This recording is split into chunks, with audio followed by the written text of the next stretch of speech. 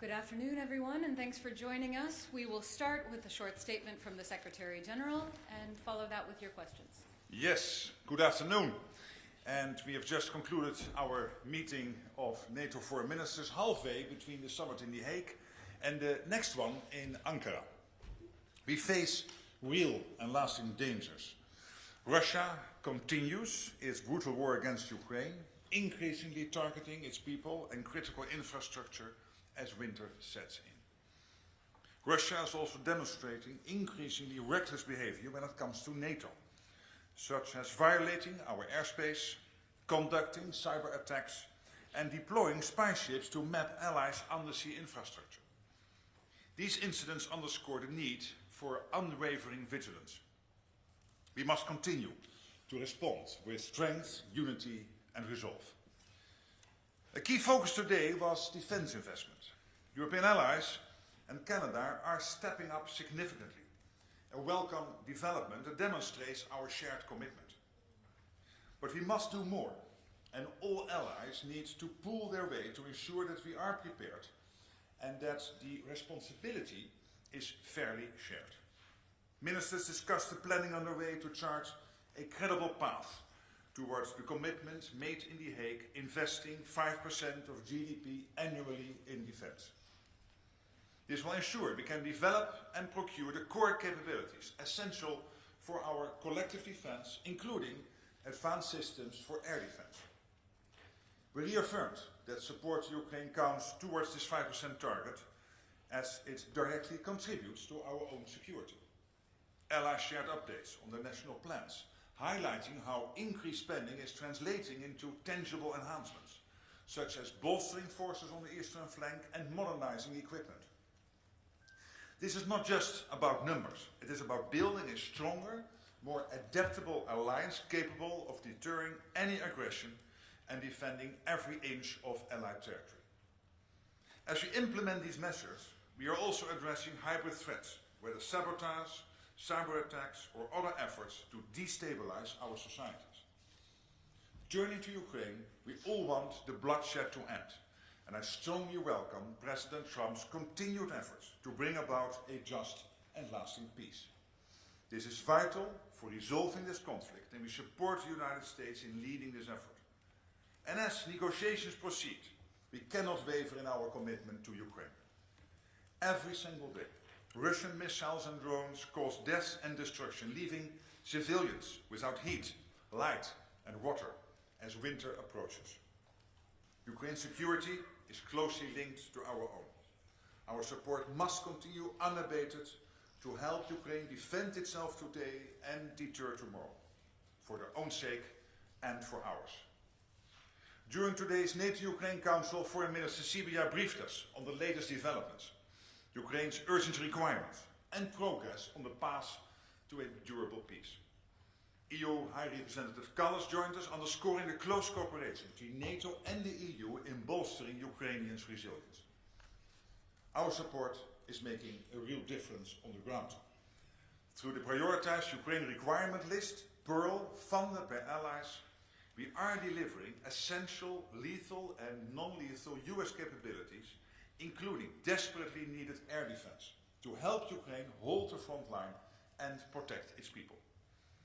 And today, we heard from allies who are committing more resources to support Ukraine through Pearl, including Canada, Germany, the Netherlands, Norway and Poland. Now, over 2/3 of allies have committed to the program. And though not here for our meeting today, we heard from Australia and New Zealand, who will also contribute to Pearl, the first NATO partners to do so. And this means that allies and partners have already committed now really over $4 billion to Pearl, getting us on the track to the $5 billion for the full year. And this flow of aid is crucial. And I urge again all to accelerate their pledges, not just for this winter, but planning ahead also for 2026. Ukraine continues to show incredible resilience. Putin believes he can outlast us, but we are not going anywhere. Today is yet another clear sign that he is wrong. We are strengthening our support for Ukraine and increasing pressure on Russia. This includes countering Russia's shadow fleet and other measures to pose strategic dilemmas for the Kremlin. Today, ministers reaffirmed our commitment to increasing defense investment, enhancing production and stepping up support for Ukraine. As we look to the Ankara summit, our priorities are clear. Investing in our security, strengthening our industry and sustaining our support for Ukraine so it has the means to endure this tough winter and beyond. Nobody wants peace more than Ukraine. And as we work hard for peace, we must continue to provide Ukraine with the tool to defend its sovereignty and achieve a lasting resolution. Finally, NATO is a defensive alliance. We will remain a defensive alliance, but make no mistake.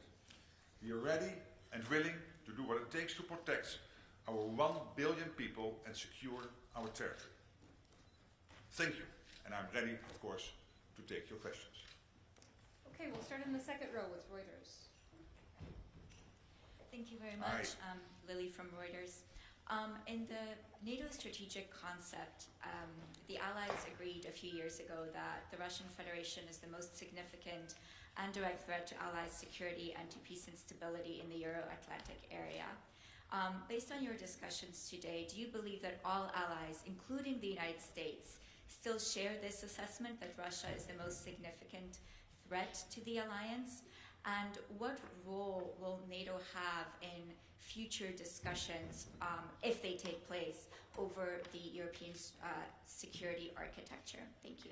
Well, on the first question, there's no reason to debate the outcome of the strategic concept. It's there, it stays there, and what I hear from all allies, that they're completely committed to that thinking and also making sure that we implement all the measures consistently with that notion and that strategy.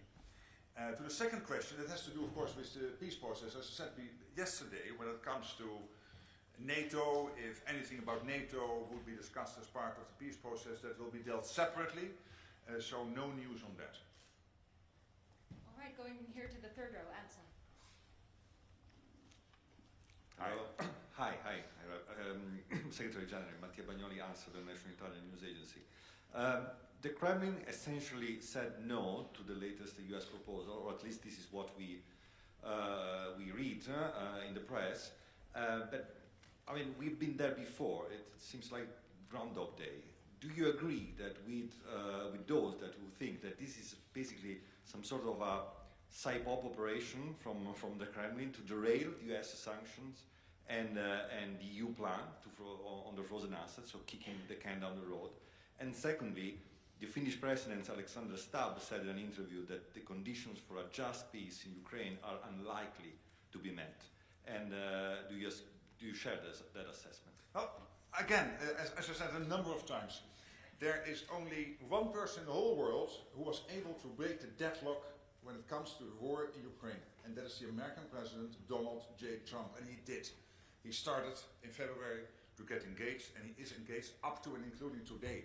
And his team is engaged, including Steve Witkoff, Marco Rubio, and all the key players on the American side. And that's crucial, because in the end, US is by far the biggest ally in NATO and the strongest nation on earth. And it's really up to them first to break that deadlock and then make sure that others follow. But getting this peace done, as also the American president has said, is not something in a straight line in one go. You need proposals on the table, you need to have discussions, and we have seen in meetings in Geneva, in Miami, now yesterday in Moscow. It will be a step-by-step approach. The last thing I want to do is to basically make it more difficult to get to a deal by commenting on every in-between step. I can assure you that NATO here, the headquarters, myself, my team, is closely coordinating with the White House, with State Department, with all the relevant players on the American side to be of maximum help in this process, because we find it crucial. And we all agree that in the end what you need is a sovereign Ukraine which knows that we have in place the necessary so-called security guarantees by which Russia will, after a hopeful peace deal or a long-term ceasefire, will never again try to attack Ukraine, because then they know the reaction will be devastating. That's what we are aiming for. Okay, we'll come to the center here, the Finnish public broadcaster. Thank you. Richard also finished YLE. How significant are the new pledges to Pearl in your opinion, and how do you respond to the criticism in some foremost northern member state regarding the burden sharing in general in terms of supporting Ukraine? And what's your message to the countries who have not yet made pledges to Pearl? Thank you. Yes, the number of countries not yet having made pledges to Pearl is really limited. As I said, over two-thirds of allies have now made pledges.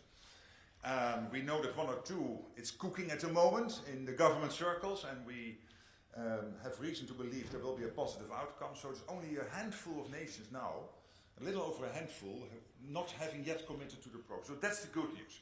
I also understand the northern allies and others like the Netherlands or Canada or Germany saying, hey, listen guys, we need to spread the burden fairly. We need burden sharing here.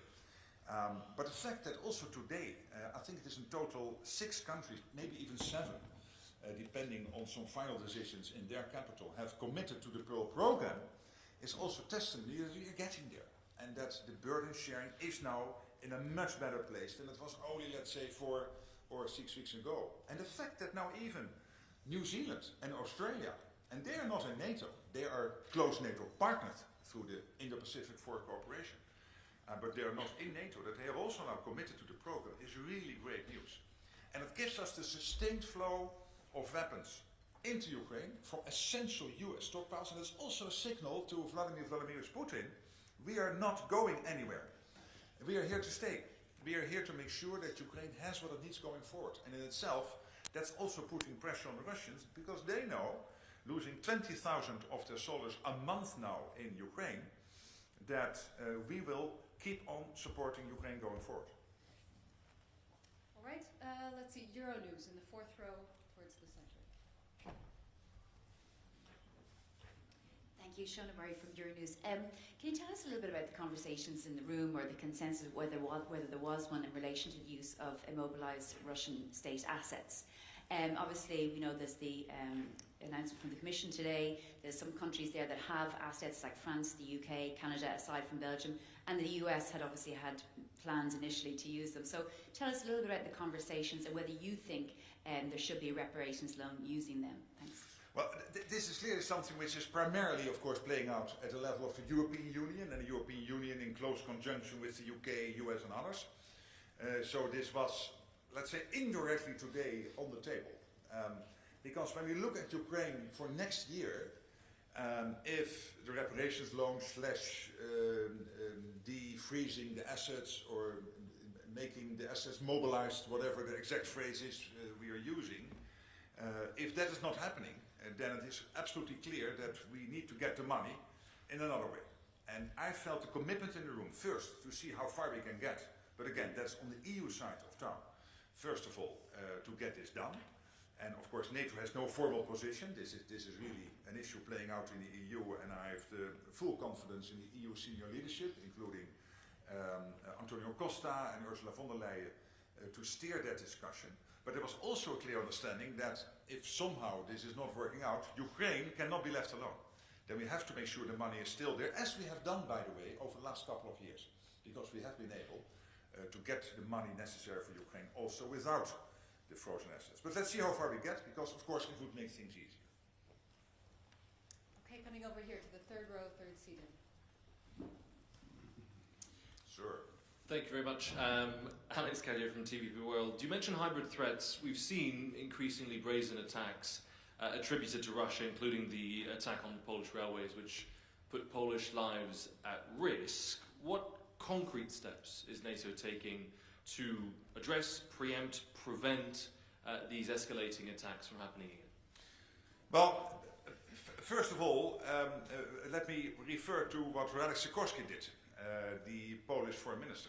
What he did is he directly linked the support of Poland to the Pearl program to what happened with this railway line. And he said, if this happens again, we will again do more. So Russia, you have to know, we will create these asymmetric reactions. We will not blow up railway lines in Russia, but we will make sure you feel if you do stuff like this. Because it is extremely reckless and totally unacceptable. And of course, The question, I think, still in this particular case is who is exactly behind it. I don't know, but that's up to Poland and our intelligence services to find out in more detail. But he made clear that whatever is behind it, know that we will, as Poland, do more and more and more on Pearl if this happens, and we will also do other stuff. And this is exactly our hybrid strategy, that be it intentional or not, whatever Russia is doing or Belarus is doing, look at the balloons with Lithuania, that we will react in a way of our own choosing, but they will feel it. Okay, we will go to the fourth row, NHK.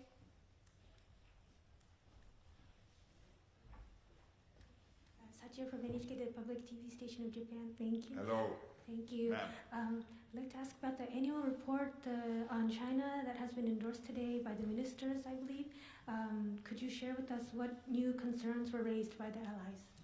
What you see in the debate about China for some time now in NATO, and today was, I think, also testimony of that, is that we see China closely working together with Russia, North Korea and Iran when it comes to enabling Russia's war effort in Ukraine. China can be seen as one of the key enablers, maybe even the key enabler of Russia when it comes to the war effort in Ukraine. By sanction circumvention, by dual-use goods deliveries, and also by other means. At the same time, we see China rapidly building up its own armed forces with a lack of transparency.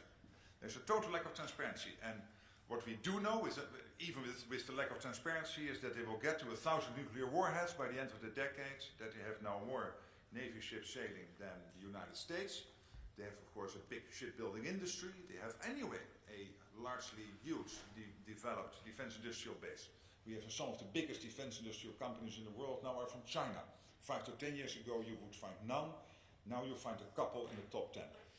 So this is all evidence that we cannot be naive. And we know they're thinking about Taiwan, and we also have the absolute conviction that if China would ever move against Taiwan, that first Xi Jinping will call Vladimir Putin and ask him to keep us busy in this part of the world. So these theaters, the Indo-Pacific and the Euro-Atlantic, are more and more interconnected. So this is the type of debate on which we build on today.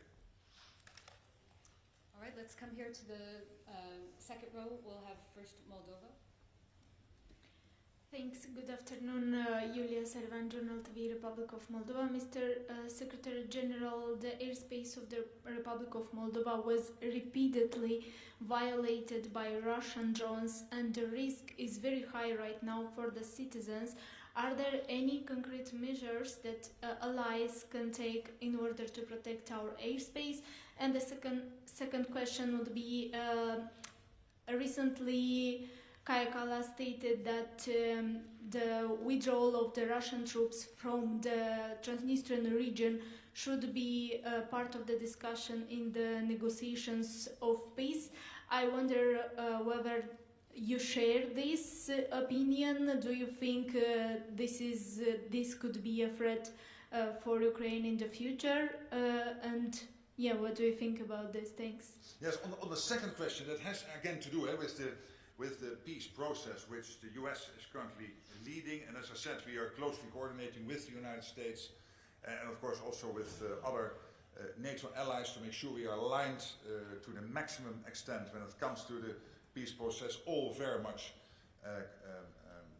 basically commending the fact that the US is doing this and that the American president has taken that initiative and feels the responsibility as being the biggest nation on earth to get this terrible war to a conclusion. But again, I'm really reluctant to discuss all kinds of specific elements, because me doing that in an official press conference would add complexity to the peace talks.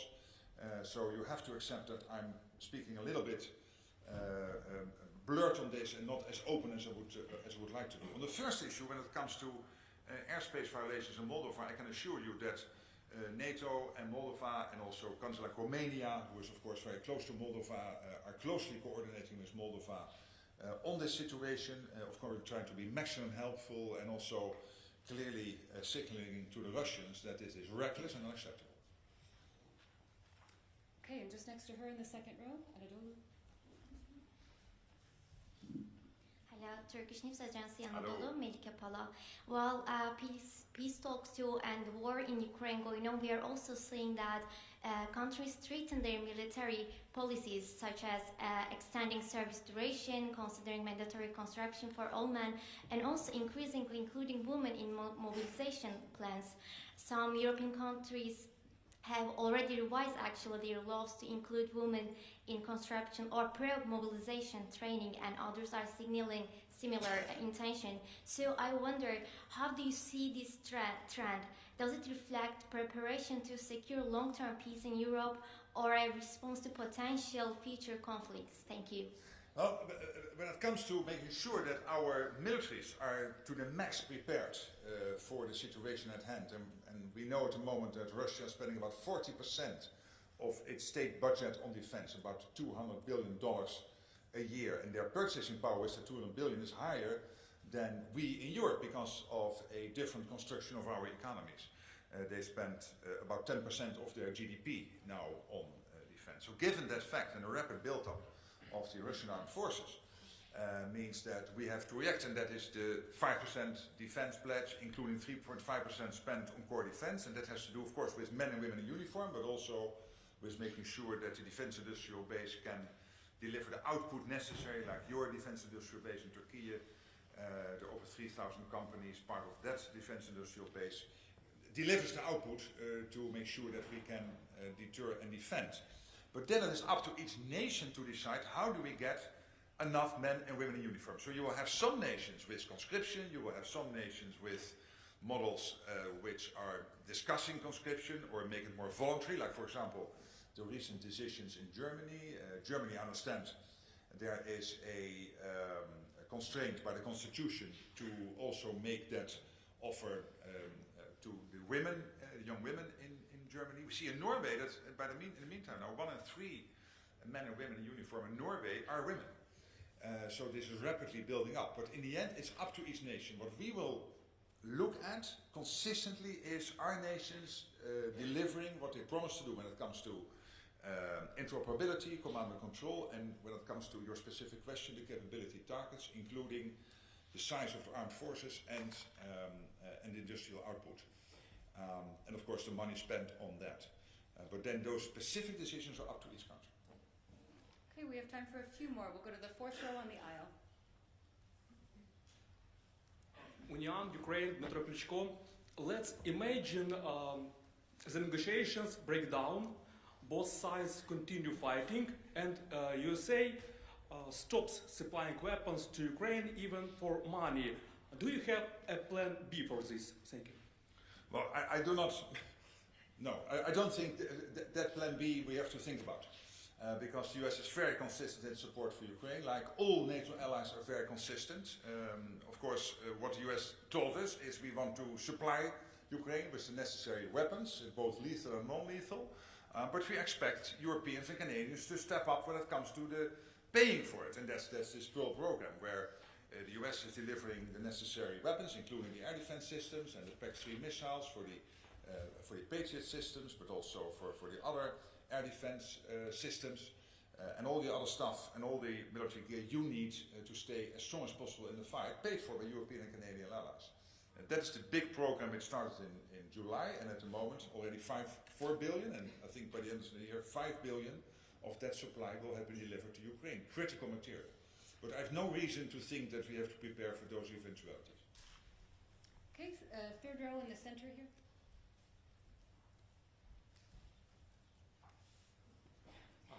Kalinin, the Hello. insider, Russian media in exile. So my question is, what real pressure can NATO put on Russia to end the war, and why should it work? Because by now we don't see that Russia is ready to end the war, and nothing seems to work. Well, there is a peace process ongoing, and let's do the max to make that into a success. But if it is not successful, and what we have done consistently over the last 3-4 years, there's a couple of things. First of all, making sure Ukraine has the weapons it needs to fight the war. And the Pearl initiative, starting in July and now having delivered at the end of this year at least over 4 billion, but I'm again confident we will get to the 5 billion for the full year, and then, of course, continuing the program next year of key US supplies to Ukraine is also putting pressure on Russia, because it shows that we are serious. As I said, we are not going anywhere. We are serious. We will make sure that Ukraine has what it needs to stay in the fight. Secondly, we have the economic sanctions, which are having an impact on the Russian economy. There's only so much Putin can do to paper that over. To a certain extent, with some sovereign assets and whatever he has, he can try to give the impression to the Russian people that all is fine. But we know that increasingly it is hollowing out. And he is getting to the end of the line when it comes to these ways of covering up for the huge economic impact of the sanctions. Thirdly, what we are doing is indeed, when it comes to the shadow fleet, for example, increasingly taking action to make sure that we make it more difficult for the shadow fleet to sail. And if they pose a threat to the environment or to whatever vital infrastructure we have in our part of the world, that we'll make sure that we intervene, and that's what we are doing. And all of this is putting pressure, of course, on the Russians, and we will continue doing so. And whenever there is a creative idea to do more, we will do more. But I feel all allies really being extremely motivated to get this done. And just next to him in the third row here. Hi, Alexei Minchanek, Belarusian independent media outlet Zerkalo. Relations between the United States and Belarus are going to improve. Now Washington has a special envoy for Belarus. In your opinion, shouldn't NATO also improve relations with Belarus? Could this help to separate country from Russia? Well, I commend the American initiatives to see how that relationship can be improved, and I'm in contact with the special envoy, who is a specialist on this, who is doing great work, who is also working on getting some of the people freed who are still in Belarusian custody. So all of this is positive. And of course, if other nations could help, we will. But at the moment, I think it is really important that the US is taking this initiative. Okay, and final question, we'll go over here to Deutsche Welle. Ksenia Polska, Deutsche Welle for Ukrainian and Russian service. Thank you very much for the floor. So you talked about what is already being done to put pressure on Russia, but I would like to know, you are familiar with the matter of the talks. I know you don't want to talk about the details very much, but do you know whether the Russian position, thanks to your American counterparts, has moved a tiny bit closer to the Ukrainian position within these days, thanks to all these measures that are being taken? And also, what should the next steps by NATO and the European Union, the allies and partners, be to actually make sure that at some point, and we hope sometime soon, both Russia and Ukraine sit at the table?